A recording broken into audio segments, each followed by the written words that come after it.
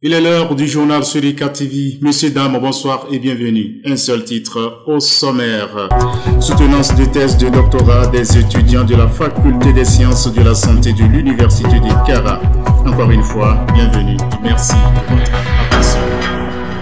Inscrits en 2017, les étudiants de la deuxième promotion à la Faculté des sciences de la santé ont soutenu leur thèse de doctorat le mercredi dernier. Les temps forts de ces soutenances dans cet élément signé Jean Patika, Lendalopadia. Le 11 décembre dernier, 6 nouveaux docteurs formés à la Faculté des sciences de la santé FSS de l'Université de Kara ont prêté le serment d'Hippocrate. C'était au terme de leurs soutenances qui se sont déroulées devant les membres du jury au campus Sud. Nous sommes à la troisième vague de la deuxième promotion de médecins.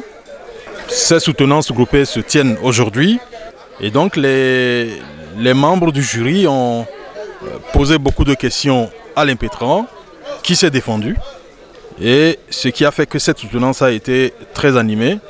On peut dire que l'impétrant a fait de son mieux pour donner les réponses aux questions posées et il a été jugé apte pour être docteur en médecine et ainsi intégrer la confrérie des docteurs du Togo, de l'Afrique et du monde entier. La thèse a porté sur les contusions abdominales au CHR d'Apan, aspect épidémiologique, diagnostique et thérapeutique. Ça a été une enquête que nous avons réalisée dans le service de chirurgie générale du CHR d'Apan. Sa présentation était acceptable. Et finalement, il a eu une mention honorable. En effet, ces impétrants sont de la deuxième promotion formée à la Faculté des sciences de la santé. Ils ont travaillé sur diverses thématiques qui ont abouti à des résultats en même de lutter contre d'énormes pathologies. Leurs grades de docteur ainsi obtenus sont le fruit de 8 années de dur labeur. Pour ces impétrants, c'est une nouvelle page qui s'ouvre au terme d'un parcours de combattant. Donc nous avons vu que notre thème portait a eu trait à des domaines qui ne sont pas encore, à des techniques qui ne sont pas encore dans notre pays. Notre ambition c'est de pouvoir arriver là-bas. La médecine nucléaire, pas plus que le 15 novembre dernier, nous avons vu, il y a eu l'inauguration d'un centre de radiothérapie et de médecine nucléaire. Donc nous sommes déjà contents et nous savons que notre pays est sur les pas de rattraper les autres pays qui sont avancés. C'est un sentiment de joie qui m'anime parce que c'est la grâce de Dieu. Je ne saurais quitter ici sans dire merci à Dieu. C'est également le lieu pour moi de dire merci à toutes ces personnes qui ont cru en nous, à toutes ces personnes qui ont été derrière nous, la famille, et puis nos enseignants qui n'ont pas aménagé d'aucun effort pour nous accompagner durant ces années d'études. Nous avons travaillé sur l'hypertension artérielle au cours de la grossesse, l'aspect épidémiologique, diagnostic et pronostic. Nous avons travaillé sur ce thème parce que c'est un problème de santé publique. L'hypertension artérielle représente la deuxième cause de mortalité et au nord Togo, pour pouvoir avoir des données et pouvoir prendre en charge au mieux les femmes qui viennent dans nos centres. Les 8 ans, ça n'a pas été facile, mais nous étions déjà préparés avant d'arriver à la Faculté des sciences de la santé et nous sommes donnés. Et je pense que par la grâce de Dieu, nous sommes arrivés jusqu'à aujourd'hui et voici les résultats. C'est une joie pour moi, avec plein d'émotions. En définitive, ces jeunes élevés au grade de docteur ont au terme de leur soutenance obtenu de bonnes mentions. Ils sont donc prêts à exercer en qualité de médecins généralistes partout où besoin sera. Le laboratoire de l'Université de Kara, dénommé la SABA, a été doté d'un lot de matériel et d'appareils de dernière génération. La réception de ce matériel s'est déroulée le 4 décembre dernier. Victor Paneke, Linda Lopacha pour plus de précisions. Le laboratoire des sciences agronomiques et biologiques appliquées, la SABA de l'Université de Kara, s'est doté de matériel et d'appareils de pointe pour les travaux.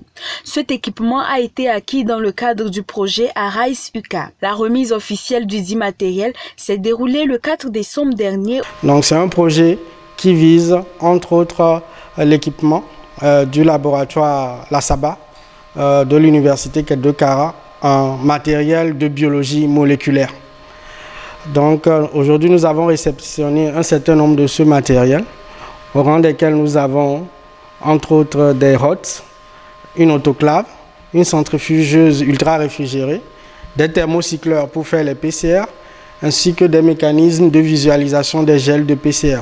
Donc nous avons un dispositif complet pour pouvoir faire l'extraction de l'ADN, l'amplification et la visualisation. Centrifugeuses ultra réfrigérées, distillateurs d'eau, thermocycleurs sont entre autres les équipements acquis. Ce matériel technique permettra ainsi aux étudiants de l'ISMA et de la FAST de mener à bien les travaux pratiques et de recherche. L'autorité universitaire a apprécié cette démarche des bailleurs de fonds. Je voudrais tout simplement dire un sincère merci à tous les bailleurs qui ont bien accepté d'accompagner l'université de Kara. Vous savez, l'université de Kara est située dans une région essentiellement agricole. Elle n'est pas du tout une région industrielle. De sorte que ces genres de projets ne peuvent être que salués. Il est à noter qu'au-delà de cet équipement, 6 étudiants de l'université de Kara, dont 3 en parcours doctoral et 3 en parcours masteral, ont bénéficié d'une bourse complète subventionnée par le projet Arise UK. On poursuit ce journal avec la rentrée des masterants de la faculté des lettres et sciences humaines. L'activité s'est déroulée le vendredi dernier dans la salle KA 200. Victor Paneke, Modesta Watts. Voici les étudiants sélectionnés pour le parcours master dans les différents départements de la faculté des lettres et sciences humaines. Ils ont effectué leur entrée le vendredi dernier. C'était au cours d'une cérémonie officielle présidée par le doyen de la dite faculté. Nous avons voulu satisfaire à une tradition universitaire, celle de vouloir réunir d'abord les étudiants et les enseignants qui dispensent les cours en master. L'intérêt donc ou l'objectif, c'est d'abord de donner des conseils aux étudiants, de leur dire que l'entrée en master est une étape importante dans leur cursus universitaire et le master est un cycle très exigeant. En effet, cette rentrée officielle a été marquée par une leçon inaugurale portant sur le thème de la pluridisciplinarité à l'interdisciplinarité. Quel enjeu pour la recherche? Cette leçon a été présentée par le Dr Esson Ambini, maître de conférences en éthique, philosophie morale et politique. Et il s'agit concrètement d'inviter les apprenants qui font leur premier pas dans le cursus de la recherche à comprendre que toute discipline a une méthode, mais que cette méthode aujourd'hui, vu la complexité des savoirs et des sciences, doit être complétée par l'ouverture sur d'autres disciplines. De façon disciplinaire, pour comprendre un domaine spécifique, et vous avez besoin de l'apport des autres. J'ai donné le cas de, nous tous, nous l'avons fait au lycée, quand on donne des cours de Deuxième Guerre mondiale, on est obligé de nous situer les lieux. Et les lieux, c'est géographique. C'est la géographie qui s'occupe de ça. Il faut pouvoir cartographier, il faut pouvoir donner les orientations, les directions. Et c'est la même chose pour la physique, la chimie et plein d'autres disciplines qui ont besoin de s'ouvrir les unes sur les autres. Ainsi, l'orateur a dans son allocution invité les désormais masterants à prendre en compte les concepts précités, voire les outrepasser pour mieux réussir leur recherche à venir. Nous avons reçu beaucoup de conseils de nos aînés, de nos professeurs, nos enseignants-chercheurs. Ce qui m'a vraiment marqué en premier temps, c'est la motivation dont ils ont mentionné. Avant de faire le master, il faut être motivé, d'une part, et d'autre part, il faut avoir les moyens nécessaires pour pouvoir poursuivre le parcours master. Et cela m'a vraiment impressionné parce que je suis motivé. Et à travers cette motivation, les conseils qui m'ont été donnés pourront m'aider maintenant à pouvoir aller dans le bien sens fondé de ma recherche. C'était également l'occasion pour cette cohorte d'étudiants de bénéficier des conseils et de la conduite à suivre de la part de leurs enseignants-chercheurs. Rendons-nous cette fois-ci au palais des congrès de Kara où les journalistes et influenceurs étaient en atelier de formation sur les questions relatives à l'éducation sexuelle complète. Cet atelier est une initiative de la TBF. Jean Patika, Fortune Kuyao. Des journalistes et influenceurs étaient du 10 au 13 décembre en atelier de formation sur les questions relatives à l'éducation sexuelle complète. La formation est une mise en œuvre du projet Empower Her qui vise à garantir aux femmes, aux jeunes filles et aux communautés marginalisées un accès inclusif aux services de santé sexuelle et reproductive. Financé par le gouvernement canadien, ce projet est piloté par l'Association togolaise pour le bien-être familial ATBF. Vous connaissez bien le rôle que jouent les journalistes et les influenceurs dans notre pays. Nous avons jugé utile d'outiller ces personnes ressources qui sont nos partenaires en matière d'éducation à une formation afin qu'ils puissent être nos relais, pour qu'ils puissent donner la bonne information aux auditeurs, aux téléspectateurs et aux utilisateurs de réseaux sociaux. Il est de bon ton, comme le pose aujourd'hui la TBF, n'est-ce pas, d'organiser des formations autour du sujet afin que les hommes de médias, disons tous ceux qui interviennent, les blogueurs, les influenceurs, puissent s'en approprier et puissent maîtriser, n'est-ce pas, les contours et mieux propager l'information au sein de la population pour le bien-être de nos jeunes. Et comme dans cet atelier, nous allons les mettre en œuvre pour que l'information puisse véritablement passer. Ils étaient une trentaine, ces influenceurs, journalistes radio et télévision de différentes chaînes à prendre part à cette formation. Ils ont ainsi été outillés sur les programmes de l'ATBF et les sujets portant sur la santé sexuelle et la reproduction. Je suis tellement ravi ce matin, je suis tellement content parce qu'il y a des choses qu'on ignore par rapport à cet atelier. J'ai appris beaucoup de choses et je continue d'apprendre parce que ce n'est pas encore la fin, c'est le début, ce n'est que le début. Et j'exhorte à tous les parents de parler de la sexualité à leurs enfants. J'ai acquis beaucoup de choses, j'ignorais beaucoup de choses qu'aujourd'hui je me rends compte que ce que je me disais que je connais, je ne connaissais rien. Je produis des émissions qui font la promotion du genre, c'est-à-dire promotion de la femme.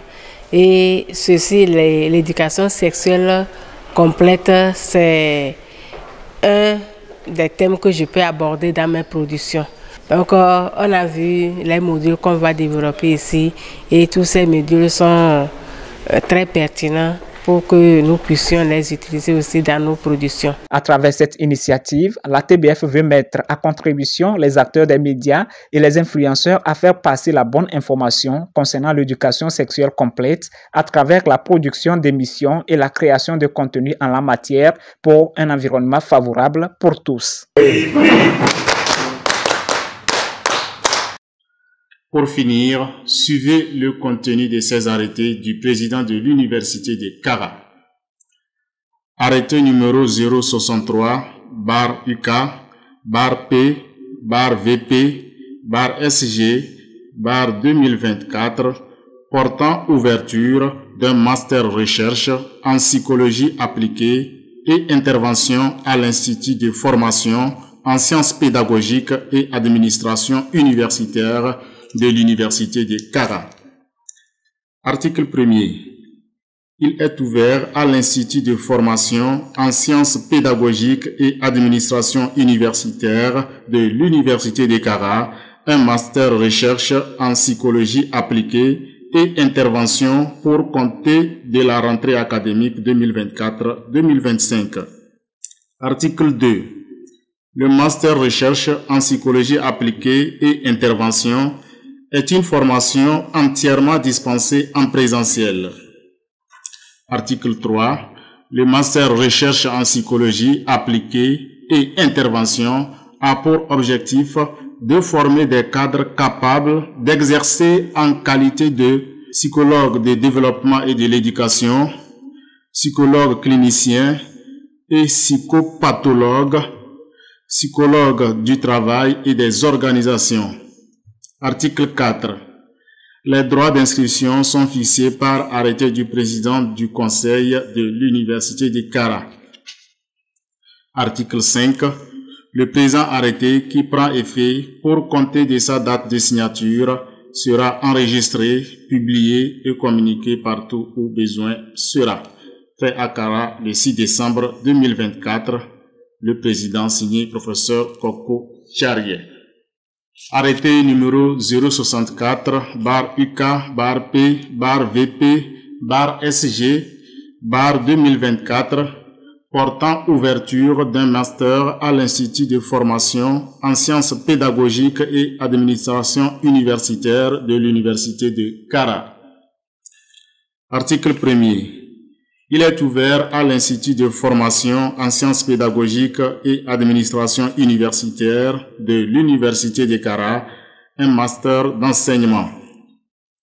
Le master d'enseignement est ouvert pour compter de la rentrée académique 2024-2025 dans les spécialités ci-après: anglais, français et histoire-géographie. Article 2. Le master d'enseignement d'anglais, de français et d'histoire-géographie est une formation entièrement dispensée en présentiel. Article 3. Le master d'enseignement d'anglais, de français et d'histoire-géographie a pour objectif de former des cadres capables d'exercer en qualité de professeur d'enseignement général. Article 4. Les droits d'inscription sont fixés par arrêté du président du conseil de l'Université de Kara. Article 5. Le présent arrêté qui prend effet pour compter de sa date de signature sera enregistré, publié et communiqué partout où besoin sera. Fait à Kara le 6 décembre 2024, le président signé professeur Koko Tcharié. Arrêté numéro 065-UK-BP-VP-SG-2024 portant ouverture d'un master recherche en protection intégrée des végétaux et phytopharmacie au Centre d'excellence en protection durable des cultures de l'Université de Kara. Article 1er. Il est ouvert au sein du Centre d'excellence en protection durable des cultures CEPRODUC de l'Université de Kara un master recherche en protection intégrée des végétaux et phytopharmacie pour compter de la rentrée académique 2024-2025. Article 2.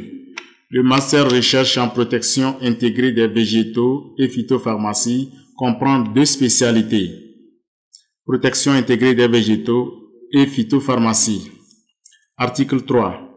Le master recherche en protection intégrée des végétaux et phytopharmacie a pour objectif de former des ingénieurs agronomes capables de diagnostiquer les nuisibles des cultures, développer des systèmes innovants de lutte contre les bioagresseurs tout en préservant l'environnement et la santé humaine, proposer des pesticides efficaces moins toxiques à l'homme et à l'environnement, évaluer la contamination des agro-écosystèmes par les pesticides, aider la société à répondre à la demande alimentaire croissante des populations par le développement et la domestication des technologies innovantes de production garantissant des rendements accrus de produits agricoles de qualité, apporter des solutions durables, innovantes et opérationnelles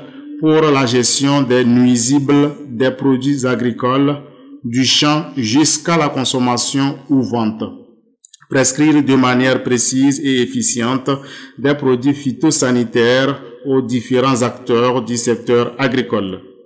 Article 4. Le présent arrêté qui prend effet pour compter de sa date de signature sera enregistré, publié et communiqué partout où besoin sera. Fait à Kara, le 9 décembre 2024, le président signé professeur Koko Tcharié. Fin de cette édition, je vous en rappelle le seul titre au menu. Soutenance de thèse de doctorat des étudiants de la faculté des sciences de la santé de l'Université de Kara. Voilà, messieurs, dames, c'est fini pour ce rendez-vous informationnel de la semaine. Merci de l'avoir suivi. Excellent week-end à toutes et à tous. Bonsoir.